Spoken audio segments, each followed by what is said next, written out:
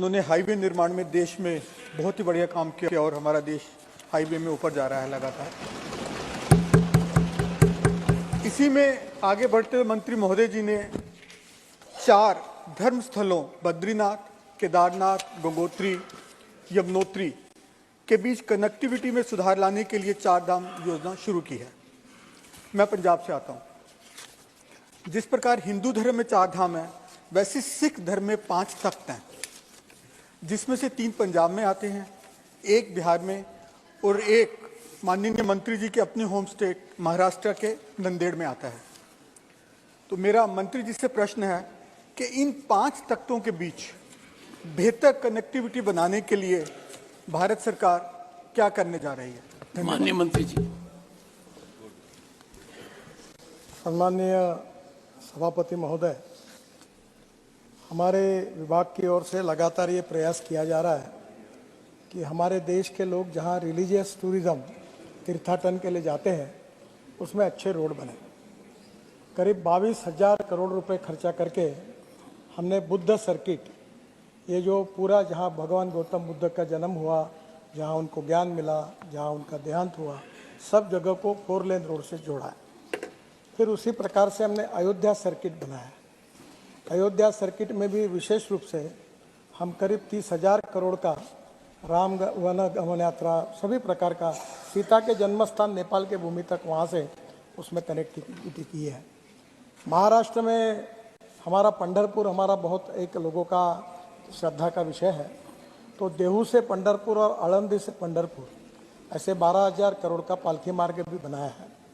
अभी सम्माननीय सदस्य जिसका उल्लेख कर रहे थे, विशेष रूप से सिख पंथ में धर्म में जिस प्रकार की श्रद्धाएं हैं, उसमें अमृतसर से कटरा ये हाईवे हम जब बना रहे थे तो अमृतसर से जाते समय 4 भव्य अति महत्वपूर्ण ऐतिहासिक गुरुद्वारा थे, वो छूट गए थे और हम बाहर से कटरा जा रहे थे।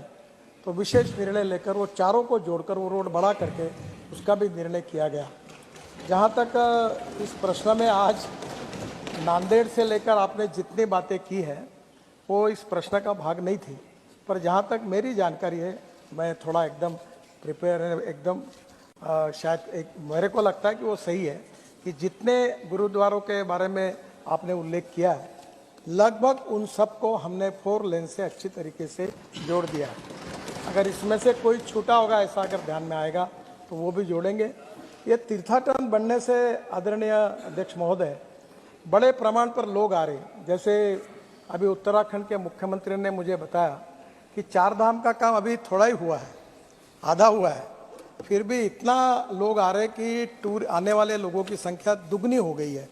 और जब टूरिस्ट आते हैं तो 49% एक्सपेंडिचर रोजगार निर्माण करने के लिए होता है।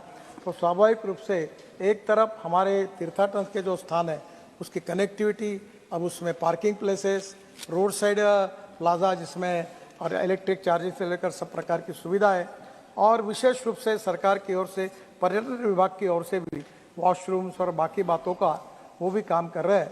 मुझे विश्वास दिलाना चाहता हूँ कि ऐसे जैन धर्म के लिए भी हम लोग इसी प्रकार से जोड़ रहे हैं।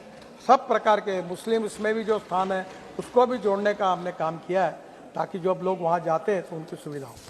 Second supplementary, doctor Ashok Kumar Mitra. धन्यवाद सर।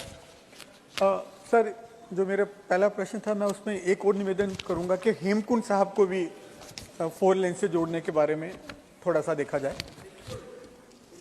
सरकार ने 56,000 करोड़ के बीओटी प्रोजेक्ट्स के माध्यम से शुरू करने की योजना बना रही है। ICRA की रिपोर्ट के मुताबिक 2011 से 2022 तक 120 बीओटी प्रोजेक्ट्स में 48,000 करोड़ का डिफॉल्ट हुआ है। तो मेरा मंत्री जी से प्रश्न है कि इतने वर्षों में भी फाइनेंशियल वायबिलिटी वाला मॉडल क्यों नहीं निर्धारित किया जा सका, ताकि जो भविष्य में हाईवे सेक्टर में एनपीए कम हो सके और जो 56,000 करोड़ के नए बीओटी आ रहे हैं वो फाइनेंशियल वायबल हो सके। माननीय मंत्री जी। सम्माननीय अध्यक्ष महोदय, हेमकुंड साहब का जो डीपीआर है उसमें एक रोपवे का निर्माण हम कर रहे हैं और शायद इस अधिवेशन समाप्त होने के बाद उसका भूमि पूजन करेंगे तो रोड के बजाय आप रोपवे से ऊपर चले जाएंगे, क्योंकि हिमाचल में रोड बनाना बहुत कठिन है, क्योंकि वहाँ दोनों बाजू में फॉरेस्ट है और लैंड एक्वायर करना भी कठिन है, और हिमालय का जो स्टार्टा है वो भी कभी भी गिर जाता है। तो ये रोप वे उसके लिए बहुत अच्छा उपाय होगा। शायद अगले साल में आप इस रोप वे से हेमकुंड साहब दर्शन करने निश्चित रूप से जा सकेंगे। सर, ये जो उन्होंने बीओटी प्रोजेक्ट की बात की, ये 4 प्रकार के प्रोजेक्ट हैं। ईपीसी, जो हम डायरेक्ट कॉन्ट्रैक्टर को बनाने के लिए देते हैं, फिर BOT, built operate and transfer, जिसमें कॉन्ट्रैक्टर खुद पूरी तरह से काम करता है, कंप्लीट करता है, फिर उसका कोट करता है कि इतने साल तक मैं टोल लूँगा, जिसकी ऑफर अच्छी होती है उसको कम अवार्ड होता है। और तीसरा, बीच में जब मैं मंत्री बना तो 406 प्रोजेक्ट 3,85,000 करोड़ के ये बन पड़े थे, और 3 लाख करोड़ का एनपीए बैंकों में खड़ा था। अध्यक्ष महाराज, आदरणीय प्रधानमंत्री जी के नेतृत्व में हमने बैंकर्स, कॉन्ट्रैक्टर्स, कंसल्टेंट सबको बुलाकर हमने ये सब प्रॉब्लम लगभग सॉल्व कर दिए। 20% प्रोजेक्ट टर्मिनेट कर दिए, और मुझे कहते हुए खुशी हो रही है कि भारतीय बैंकों को हमने 3 लाख करोड़ के एनपीए से बचाया, उसको रेगुलराइज कर दिया। जहाँ तक वो इस पूरे प्रकरण में आपने वकीलों की फीस पर बड़ा कुठाराघात किया है। हाँ, ये बात जरूर है सर, विवाद अगर खत्म हो गए तो वकीलों का काम ही नहीं आता। सर, ये दूसरी बात जो कह रहे हैं कि बीओटी के कोई प्रोजेक्ट में प्रॉब्लम नहीं है। अब तो मैंने एक नया आइडिया तैयार की है। वो ऐसी है कि जैसे धनवान परिवार में अगर बच्चा नहीं होता तो दत्तक लेते हैं। तो पहला प्रयोग ऐसा हो रहा है कि पुणे से औरंगाबाद हम हाईवे बना रहे हैं, एक्सप्रेस हाईवे, 2 घंटे में पुणे से औरंगाबाद होगा। अब वो बीओटी पे करना है, तो एग्जिस्टिंग रोड के जो 4 टोल थे वो हम बीओटी ऑपरेटर को दत्तक देंगे, और वो पूरा पैसा 15,000 करोड़ खुद के लगाकर वो काम करेगा। ऐसा भी नया बीओटी ढूंढा है जिसमें सरकार का कोई पैसा लगेगा नहीं। तो अभी जो आप बता रहे हैं, ऐसा बीओटी में कोई प्रॉब्लम नहीं है। और उस समय जो प्रॉब्लम हुए थे वो लैंड एक्विजिशन के कारण, इन्वायरमेंट फॉरेस्ट क्लियरेंस के कारण। तो अभी हम ये किए बिना ही हम लोग प्रोजेक्ट अवार्ड ही नहीं करते। तो अभी काफ़ी बड़े प्रमाण पर बीओटी कर रहे हैं। अभी चेन्नई में हम एक रोड, उसके ऊपर ब्रिज, उसके ऊपर ब्रिज, फिर उसके ऊपर मेट्रो, फिर अभी पुणे में हम 50,000 करोड़ के ब्रिज बना रहे हैं। नीचे में रोड, ऊपर में ब्रिज, उसके ऊपर में ब्रिज। तो टेक्नोलॉजी का उपयोग करके सब बीओटी में कर रहे हैं, पब्लिक प्राइवेट इन्वेस्टमेंट में कर रहे हैं, और अभी बैंक भी सपोर्ट कर रही है।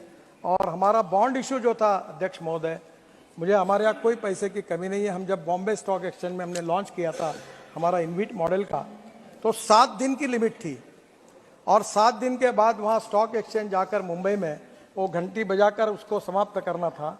पर पहले ही दिन 7 घंटे में 7 टाइम्स ओवर सब्सक्राइब हुआ। इतना पैसा जनता ने हमको दिया है। तो मैं आपसे एक अनुरोध करता हूं कि अब हम लोग रोड बड़े लोगों के पैसे से नहीं बनाना चाहते, छोटे लोगों के पैसे से बनाना चाहते हैं। और हमारा बॉन्ड इश्यू में हम 8.05% इंटरेस्ट पर ईयर दे रहे हैं। और ये भी सुविधा की है कि जो रिटायर्ड लोग हैं उनको हर महीने में, यानी हर महीने में इंटरेस्ट उनके अकाउंट में जमा होगा।